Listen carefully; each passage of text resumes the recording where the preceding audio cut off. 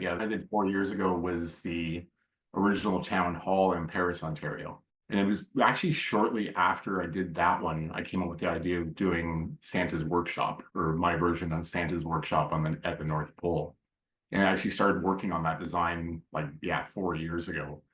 And I haven't done a major one since. So it's kind of like I decided like 6 months ago, it's like, okay, if I'm gonna do it, I'm gonna do it big and do it like super detailed this time. Yeah, I actually started a little bit of it in June.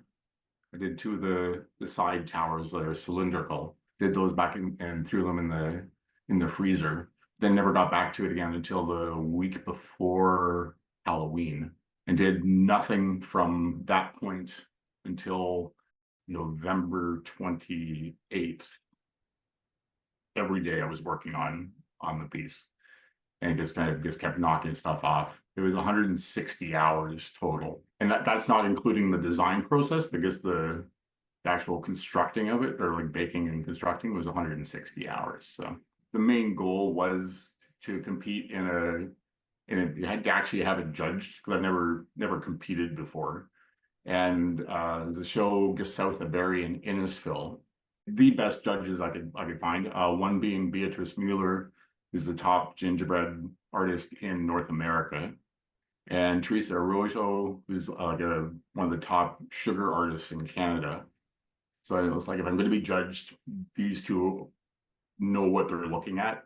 And I actually know Beatrice. The entries are judged blind. The judges don't know who created anything. So I wanted to see how I would do with Beatrice judging my work. So I came in second, which wasn't bad for my first time. I came in second as far as the judging goes. People's Choice, I won that. Every year I try and push myself to do something better than the year before. I build things for a living. That's kind of what I do, like actual like built-in furniture or porches or decks and all that stuff. So I'm just using my construction skills, applying it to cookies. For 2 weekends, it's in Wincy Mills in Paris, Ontario. Wincy Mills is kind of like a communal market type thing. There are different vendors in there. So it's going to be in there for the 2 weekends. It's going to be raffled off, and all of the money going towards helping or fundraising for the Paris Historical Society. They're one of my favorite charities. So I just I donated the piece to them. So 100% of what we get from the raffle will go towards helping keep the Historical Society and the museum in Paris going. So